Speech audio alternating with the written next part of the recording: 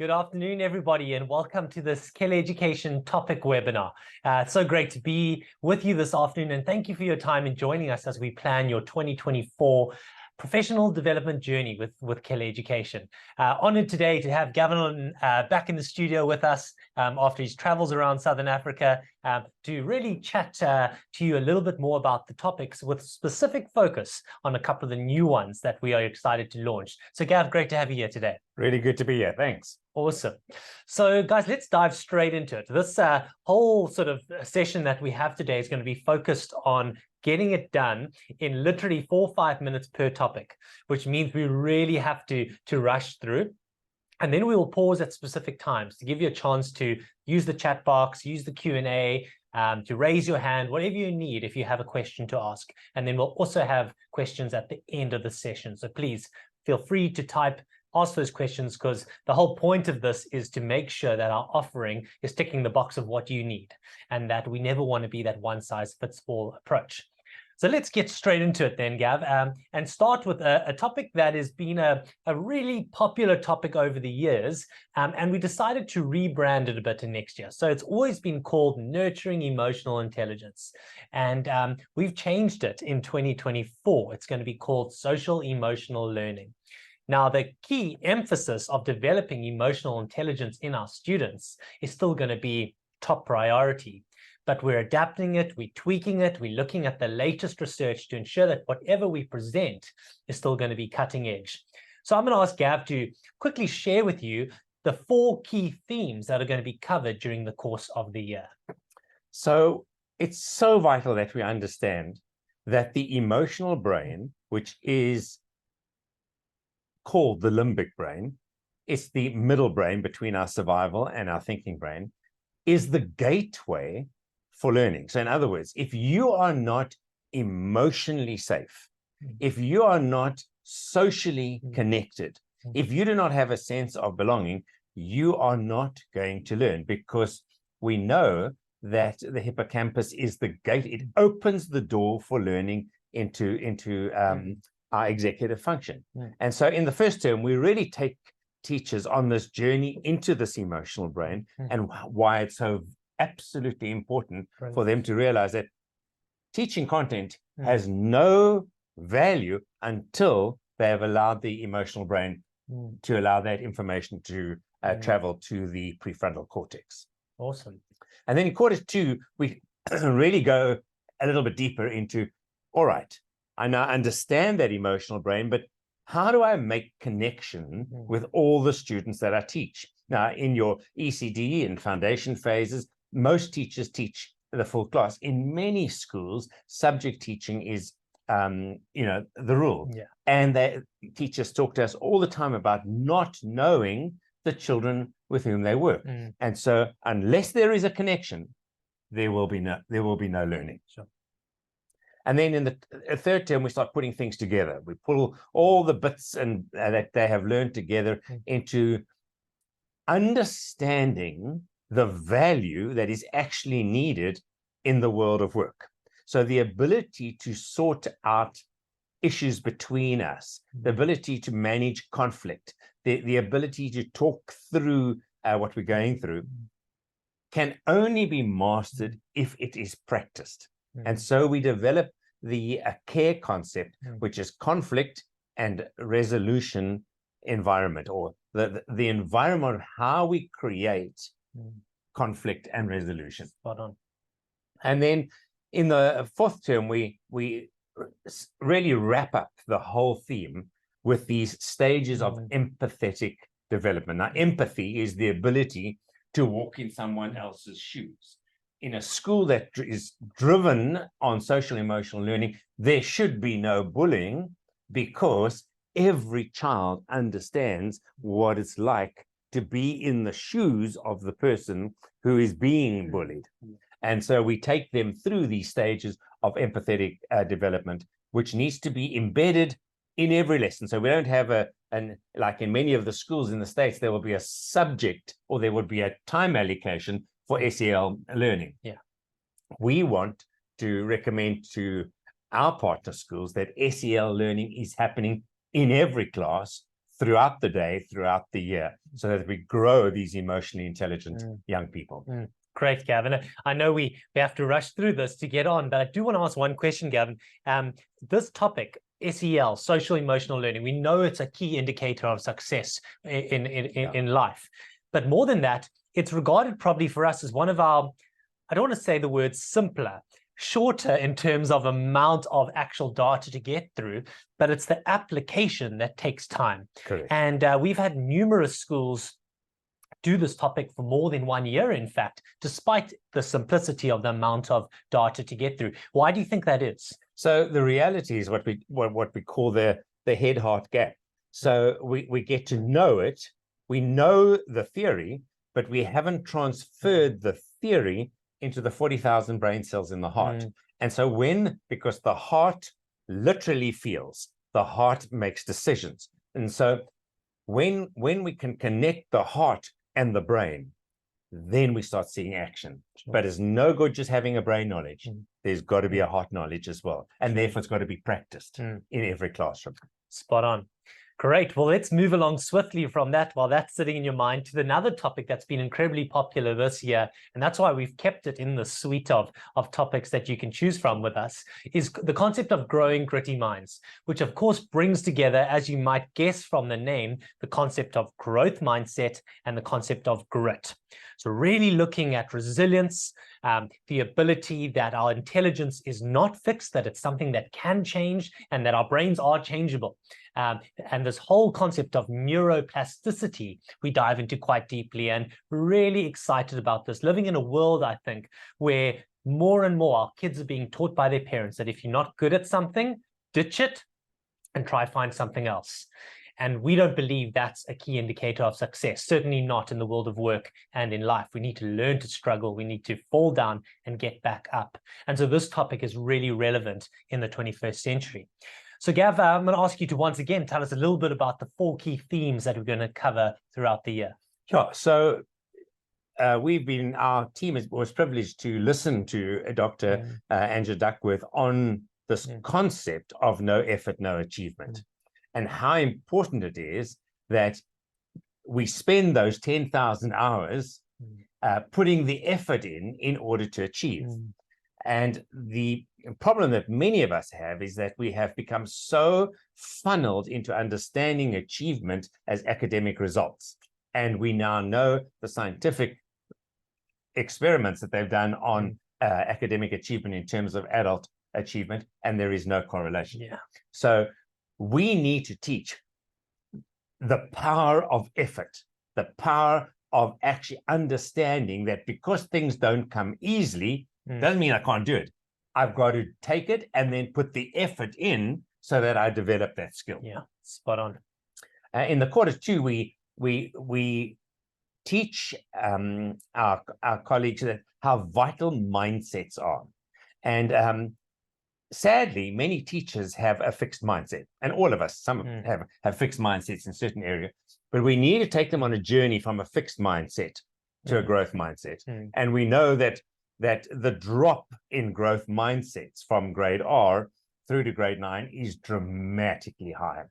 The more children learn that if they do something and get a star for it, or get a mark for it, or get their smiley face on, they realize that that's the way they need to behave, and so they move to a fixed mindset. And so we get the staff to start really encouraging children to take charge of their own mindset. Brilliant.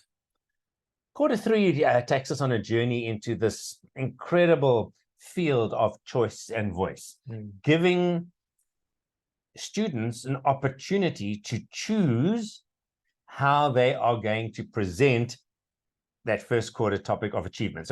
So how can I show you that I know it in a way that is linked to my gifts and my talents? And unless we build in student agency, unless we build in this ability to have a voice and have a choice, we're certainly not going to have growth mindsets. We're going to have fixed mindsets, asking the question, ma'am, sir, what must I know in order to get an A, in order to get into the next level that I need to go to? And then in the fourth quarter, fascinating input we give here is the power of the teacher. Now, we have a whole topic on that, but what my teacher thinks matters. And what's so interesting, because of the mirror neuron connection between students and teachers, that the teacher doesn't have to say a word for the child to know whether that teacher thinks this child has capacity or not. Sure. And so the ability, because we know teaching is theater, the ability for a teacher to send these powerful messages through smiley eyes, and we give them a whole lot of different ways of doing that. I believe in you, even though you're struggling, even though you're failing, even though you're making mistakes. I believe in you, and I believe that you can do it. Brilliant. Yeah. Sure. Awesome.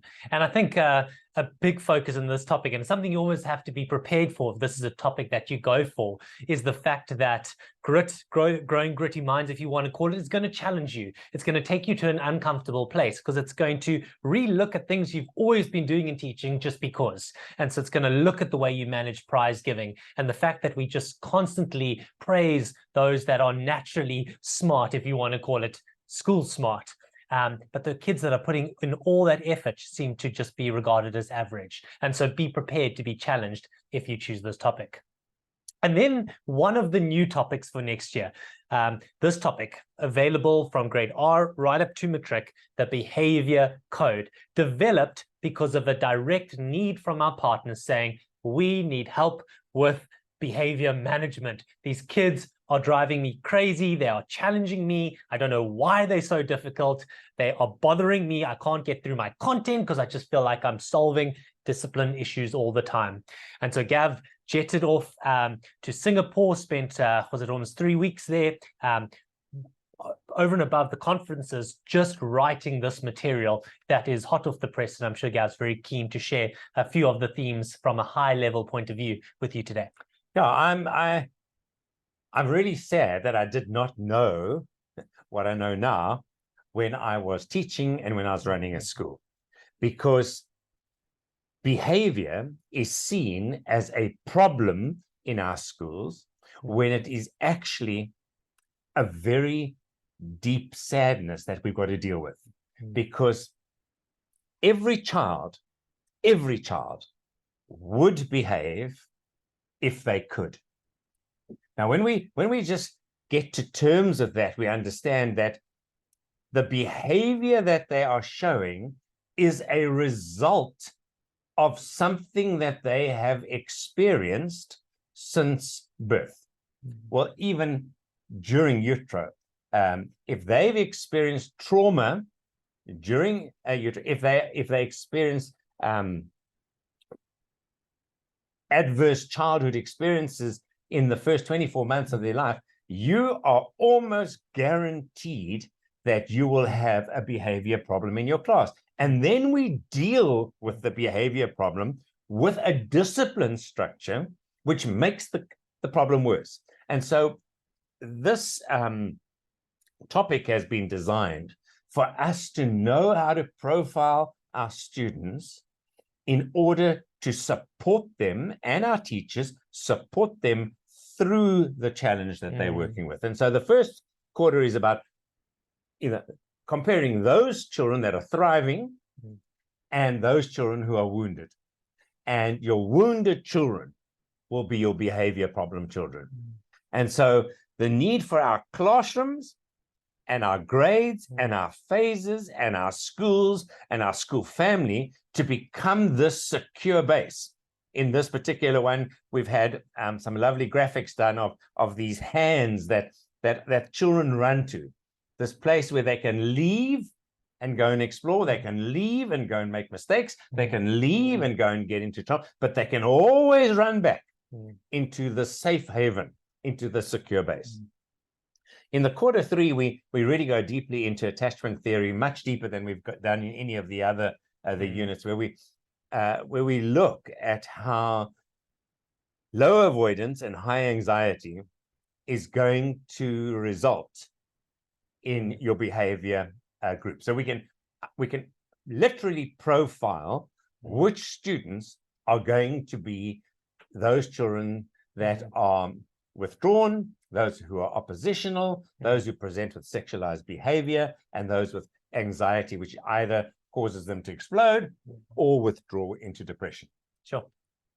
And then, of course, in the quarter 4, we take you deeply into the reality that our biography determines our biology.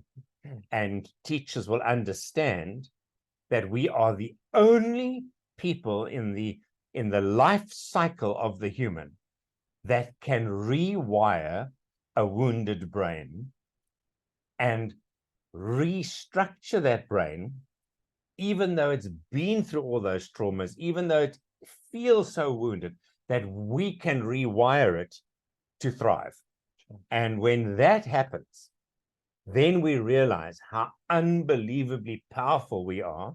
But we need to equip teachers with this ability, which is not only theoretical, it's been designed to be incredibly practical so that schools can put this into practice within their environment.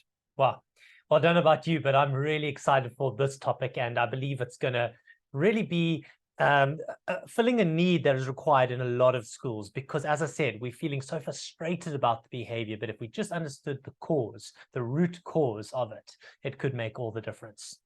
So you've had to take in a lot so far. We've covered those 3 topics. I'm going to give you 30 seconds now just to breathe, to stand up, quickly just get some oxygen into your brain. We'll be back in 30 seconds time to go on for the next 3.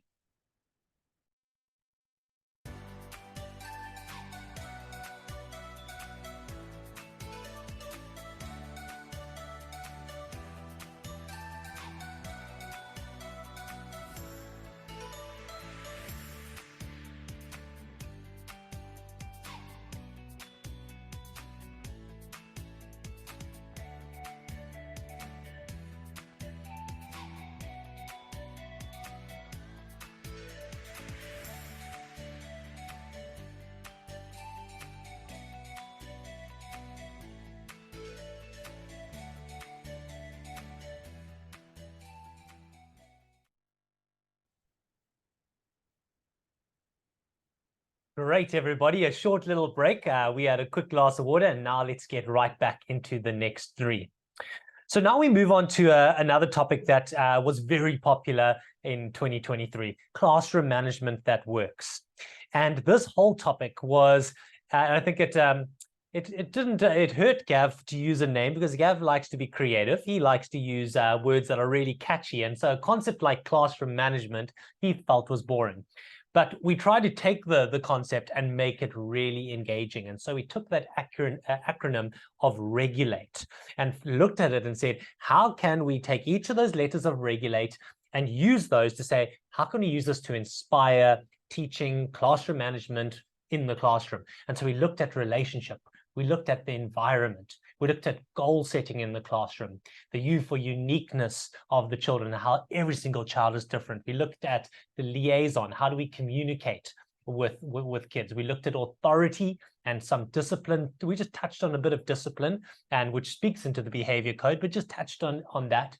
And then, of course, I'm losing my letters here. We went into teaching strategies. And then lastly, of course, the E for enjoyment. And how do we make the class a space where kids just want to be, getting them to be running to that door, running to the car in the morning, and not trying to run away from school. So Gav, tell us about the 4 themes in this one. Yeah, so one of the big problems with classroom management is that we're the one profession that you go and study for 4 years and then get given a class of anything from 26 to 50 children and teach it. And so the message there is that we are community classrooms of connections. This is not a history class. This is not a biology class, not a physics class, not a grade 1 class. It's a gathering of unique brains. And unless we are connected, there will be no management. So classroom management is about knowing your students. And the more we work with schools in Southern Africa, we realize how few teachers really know their students. So the first term, we look at that. Second quarter, we look at this confronting and contracting. In other words, contracting children into a behavior program that has been negotiated by the class. So we contract in whatever system we're going to contract, And when they step out of line, they are confronted. And the research showed that when a child is confronted on the contract, that's when they feel safe. That's when they have that secure base. Quarter three is really, we look at what in that classroom, how do we teach that makes learning sticky? And we've got this lovely image of the hands stuck together. What do we do to get the learning that will stick as we regulate that brain? And the fourth term, where we talk about classroom management in one class in a grade 7, say there are 4 classroom grades, and one class is good classroom management, has no impact on the school. We need to be doing this as school-wide. And so we push the staff to really saying, what are we doing to create these school-wide circles of excellence? Brilliant. And such a wonderful topic, guys, but you have to be prepared that this is not only cutting edge, it's heavy and it's a big one. So you need to be on your ball to ensure that your staff are really ready to take on something that is simple concepts, but going to challenge you to rethink the way you're doing things, but an exceptional topic that we've had really positive feedback on. So let's go to the brand new topic in 2023, was a topic called It's All About the Teacher. Another topic that I think Gavin's been really passionate about, and something that he's almost driven, I would say, Gav, throughout your career, is that the teacher not only needs to look after themselves, but also realize their worth and their value. And only when we get that right can we improve their impact. But unless you talk about the teacher first, you can have all the pedagogies and methodologies in the world and be thinking schools and differentiated. But unless we're focusing on that power and impact of the teacher, we're missing the boat. So Gav, do you want to tell us about these 4 themes? Yeah. So what we all know is that a number of teachers interview really very well and come with incredible CVs and testimonials. And then they get into the class and, oh my word. So we talk about in quarter 1, that if I cannot trust my teacher, I cannot learn. And because of this vast number of children we're teaching, the trust relationship isn't developed. And so remember, we spoke earlier about the only person that can rewire the human brain is the person who engages the most with them between 5 years old and 25 years old, and that is the teacher. And so we're in the business of rewiring, and that rewiring can only happen if there is a trust relationship. So within that trust relationship, that needs to be a place where I am encouraged to fail. So then we bring a little bit of the grit, that growing gritty minds, into the teacher, because if the teacher is handing out marks according to performance, like these are my A's, these are my B's, these are my C's, then we're not encouraging failure. We're not saying you must learn to fail. We're saying when you fail, when you struggle, we're going to teach you how to get up and move on, because that is what life is all about. In quarter 3, we'd really look at performance. What does performance look like? What have we done in our schools since the 1900s to recognize performance? And what does the world of work consider performance? And we try and balance those two. And then in quarter 4, we pick up that whole concept that we've spoken about earlier, but we go much deeper into biography will determine my biology. In other words, the story of my childhood is going to determine the illnesses that I have in my adulthood. And therefore, again, the only people who can break that is the class teacher. So it's all about the class teacher, all about the teacher having the connection with their students and giving them a chance to be healthy, successful, confident adults. Brilliant. Great. So we're going to move on to our final topic now, which is the brand new topic for ECD. So this is a specific ECD topic, which means that only really our folks that are working with the little 3-year-olds, even up to about 5, 6 years old, this topic is specifically designed for you. And what we've done, because you're so different in the way you work things to the more formalized schooling, guys that are going from grade R to matric now, is that we wanted to change the system of training and the way we actually approach you. So what we've done is we've thought, let's look at the year as an 11-month sort of system. December our brains are already on holiday, so let's not focus there. And in the blue boxes, we have your 4 big coaching or webinar sections. But what Gavin and I, when talking, we looked at the content and we said, you know, every year we have a new topic for ECD. So a couple of years ago, we had body readiness, getting the body ready to learn. Then this year, it's been the roadmap to success. And now we've got this future of smart. But to get to future of smart, we need to know everything else that has happened and have our mind sort of jogged regarding that. And so what we're going to be doing is having these key training months, but then in the other months be posting short little 30-minute videos that we want you and your staff to watch in morning staff meetings, afternoon planning sessions, just to jog that memory. So concepts such as the global competencies, concepts such as those first 2,000 days, sensory motor program, how we're developing all those motor skills in our students with actual movement. So really practical tools that you can use. Now, specifically in terms of the topic for this year, next year that is coming, in terms of the future of smart, I'll let Gav quickly explain these 4 concepts to you. So again, we're going to look at the science of success in ECD. The reality is that the children who are going to be in ECD next year will have a very different schooling experience than anyone else. Generative AI is going to change the image of schooling so dramatically that we have to prepare these young people for success. Gone are the days where they're going to be writing exams and getting marks. That they will never write a matric paper like is happening and setting in South African schools. So the science of success in ECD, we're going to rely on a group of scientists that have come together to guide us in this. In Q2, we're going to look at measuring, because it's one of my pet hates. And certainly when we were at the conference in Singapore on the future of smart, one of the biggest problems we have is who determines what success looks like. How do we measure what success?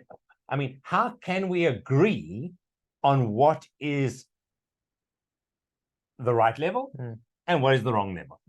How do we do that? And we look at what science tells us on that. Then Q3, something that I'm passionate about in ECD is that creating this awe and wonder, moving away from the basics and getting into this wonderful world of awe and wonder and creativity. And then, of course, in Q2, we look at the roots in strong relationships for ECD learning space. Again, that themes comes through in everything we're doing in the other things as well. But if the relationship is not there, we're not going to have those kids ready for school. Sure. So we're really excited about the way we've almost pivoted and adapted and tweaked ECD to meet the needs of our clients. And for all those ECD principals that are online right now, hope you'll get really excited about next year's topic.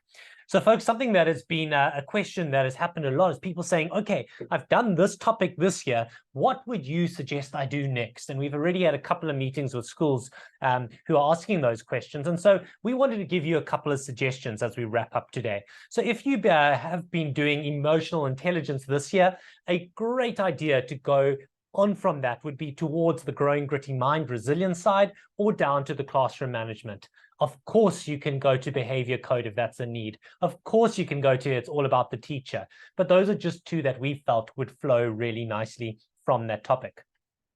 Obviously, ECD, as I mentioned to you already, that's a brand new topic. So if you are an ECD school, that's the one you need to go for.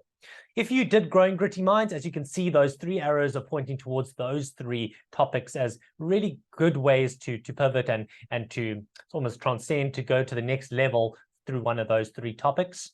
And then if you did classroom management, that works. Strong push between either taking your little bit of knowledge about discipline and building on that to the behavior code, I think would work really well, or to go to the role that the teacher plays in achieving that. And I think both those topics will be really valuable. And then lastly, if you did it's all about the teacher, look at those 3 different ways that you can go there too. We'll send you these slides because I've gone through them quite quickly so that as you get into your planning, you can look at the suggestions that we've provided on where we feel you could move to. So folks, as you can see on the, well, you saw on the screen, and it'll come back in a moment, there's been these different topics that you've had, and this once again will be sent through to you so you can have a detailed look. Our team will also send you the executive summaries in your proposals for next year so that you can have a look at exactly which topic is going to work best for you. I'm going to look back to the team behind the camera right now and see if there's been any questions that have come in. I'm seeing that no questions come in. So just on behalf of Gavin, I want to say thank you to all the principals, leadership members that came online today. The good news is that in November, I believe it's on the 16th, we'll have another one of these sessions. So perhaps you have your deputy or HODs that you'd love to hear this. They can definitely join us then, ask live questions, and we'd really enjoy connecting with them. So that's all from us here at Keller Education. We're excited to work with you for the rest of this year, firstly, but then even more so to continue our relationship and continue to really bring about change and support to you in your schools. That's all from us today. Bye-bye.